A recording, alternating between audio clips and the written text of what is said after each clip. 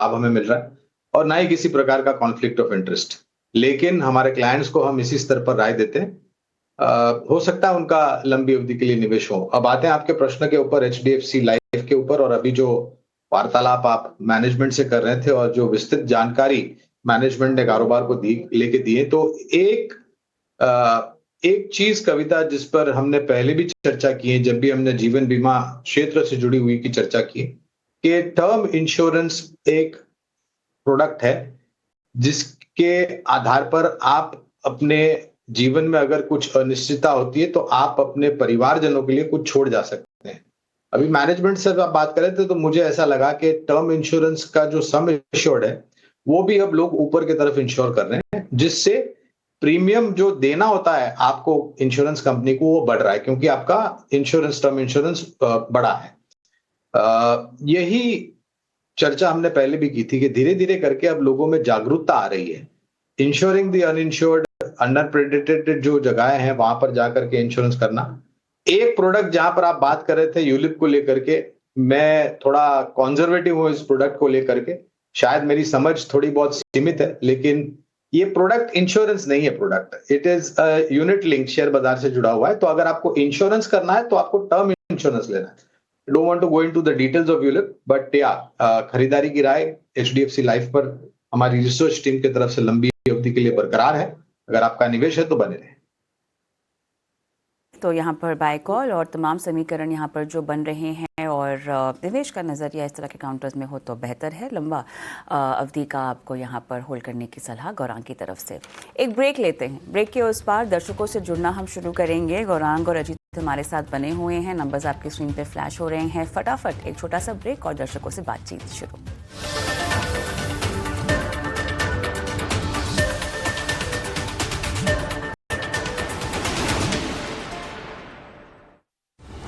In association with SBI, best है सबको पता है।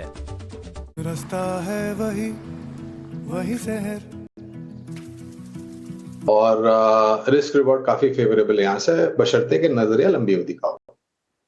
दूसरी बात, अगर आप धातु क्षेत्र में निवेश करते हैं तो बाकी अन्य क्षेत्र की तुलना में आपके पास समय सीमा थोड़ी बहुत लंबी अवधि की होनी चाहिए, यानी कि कम से कम 2-2.5 साल की समय सीमा अगर आप धातु। ये इसलिए कविता क्योंकि ये जो टैरिफ, अमेरिका से जो बातचीत हो रही है, चाइना से जो खबरें आती हैं उसको लेकर स्थानीय मार्केट में खपत बढ़ रही है और वो आगे जाकर के और बढ़ेगी।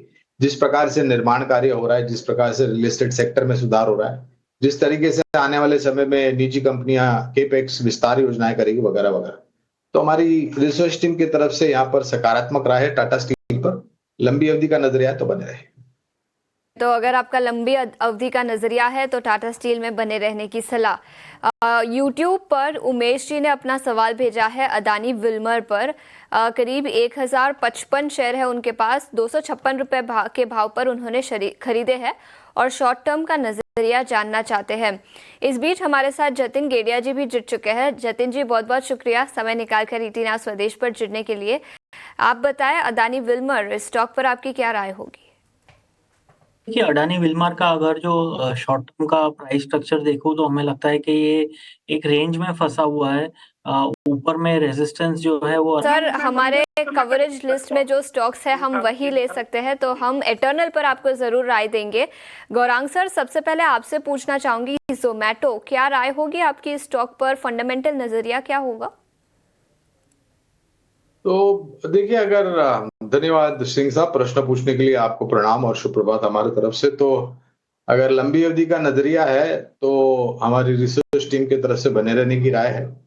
देखिए, कुछ दिक्कतें छोटी मध्यम अवधि में प्रतिस्पर्धा को लेकर के काफी कुछ बातें बाजार में थी, लेकिन निचले स्तर से उभरा है ये स्टॉक। इस कंपनी ने, पहले इनकी योजना थी करीबन 2000 डार्क स्टोर्स दिसंबर 2026 तक खोलने के लिए, लेकिन कुछ समय पहले इन्होंने टिप्पणी करी थी कि इस साल के अंत तक शायद ये 2000 डार्क स्टोर्स खोल देंगे। दूसरी तरफ नए शहरों में अपने जो कामकाज है वो शुरू करेंगे, जिससे मार्केट शेयर और क्लाइंट बेस दोनों बढ़ने की संभावना, और डार्क स्टोर अगर अच्छी खासी मात्रा में खुल जाते हैं तो सर्विसेबल जो ज्योग्राफीज है वो भी काफी हद तक सुधर सकती है। तो लंबी अवधि का निवेश है तो बने रहे जोमैटो यानी कि इटर्नल में। रहने की सलाह, लंबी अवधि का अगर आप निवेशक हैं तो बने रहने की सलाह यहाँ पर फंडामेंटल पर आती हुई। जतिन जी, चार्ट पर देखें तो 260 के आसपास स्टॉक अभी कारोबार करता हुआ, नियर टर्म में क्या स्टॉक में अपमूव दिखेगा?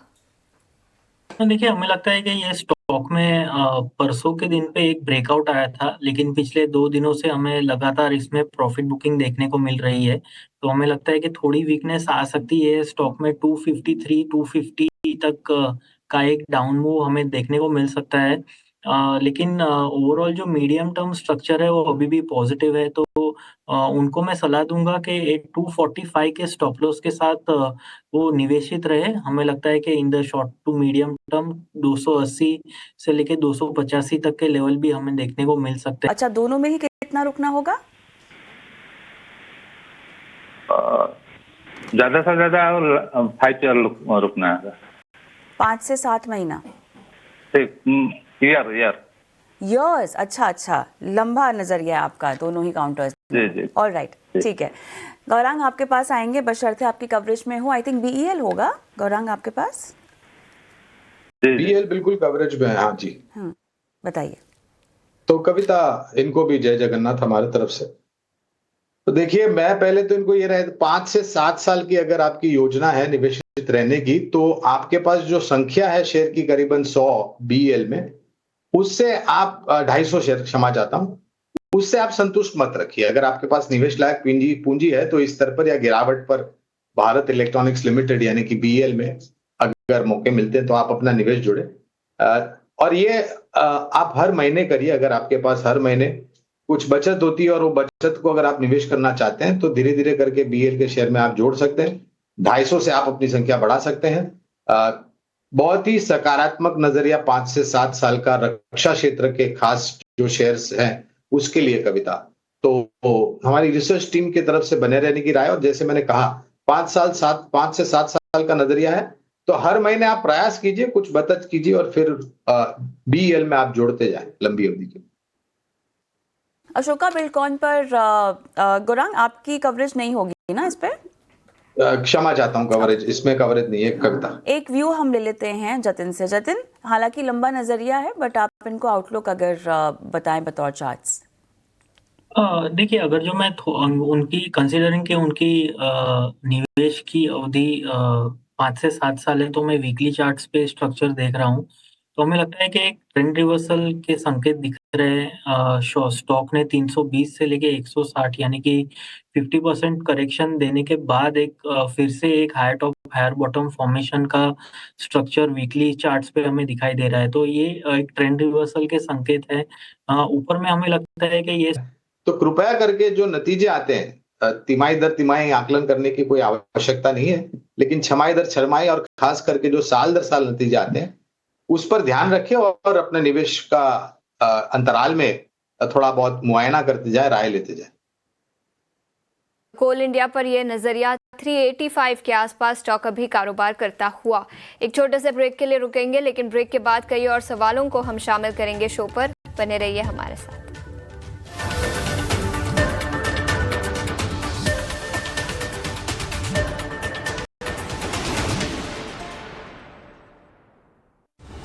In association with SBI, best है सबको पता है।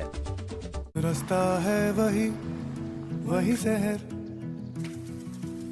बदले हैं नजारे या नजर। चाचा, इतना सारा पानी, ट्यूबवेल, बिजली तो आती जाती है, ये सब वो अपना सूरज है ना, सब उसका कमाल है। सूरज। उदाहरण के तौर पे बीएससीओ जो कि एक प्लेटफॉर्म प्रोवाइडर है, उदाहरण के तौर पर सर्विस प्रोवाइडर जैसी कंपनी सीडीएसएल या कैंप्स या फिर कोई इंटरमीडिएटरीज, ये सभी कंपनियां अच्छी करेगी। और एक टेलविंड ट्रिगर कविता ये भी है कि अनुमानित जो खबरें सुनने में आई हैं सूत्र के आधार पर एनएससी का आईपीओ शायद इस महीने के अंत तक या अगले महीने तक कुछ अच्छी खबर आने की संभावना लग रही है, और उसके साथ साथ एनएसडीएल का भी आईपीओ आ रहा है। तो ये कुछ सकारात्मक बातें आने वाले भविष्य में जो इस क्षेत्र में लग रहा है कि लंबी अवधि के लिए इन सब कंपनी में अच्छा काम हो सकता है, नतीजे भी अच्छे आ सकते हैं। नजरिया बीएसई पर लंबी अवधि के लिए नजरिया काफी पॉजिटिव। यूट्यूब पर नील ने सवाल भेजा है बिग बॉय रिलायंस इंडस्ट्रीज पर। उनके पास करीब 550 शेयर है जो उन्होंने 1480 रुपए प्रति शेयर के दाम पर खरीदे थे। उन्होंने अपना टाइम होराइजन तो हमें नहीं बताया, लेकिन 1480 का उनका परचेज प्राइस है। जतिन, टेक्निकल्स पर देखें तो रिलायंस इंडस्ट्रीज पर क्या नजरिया होगा आपका? तकरीबन 2 हफ्तों का करेक्शन हुआ है स्टॉक में और 1460 रुपया यहाँ पे 40 दिन का एवरेज का सपोर्ट है। हमें लगता है कि ये डिप जो आया है उसे एज अ बाइंग अपॉर्चुनिटी देखें। ओवरऑल स्ट्रक्चर अभी भी पॉजिटिव है। जो सपोर्ट बन के आ रहा है वो 1425 रुपये का है। तो करंट स्तरों से रिस्क रिवॉर्ड फेवरेबल है लॉन्ग करने के लिए, सपोर्ट पे आया है। और in the medium term, in the short term हमें लगता कोलामंडलम, श्रीराम, इसके अलावा एल&टी फाइनेंस, M&M फाइनेंस, इन सभी कंपनियों पर लंबी अवधि के लिए हमारी रिसर्च टीम की तरफ से खरीदारी की राय रही है।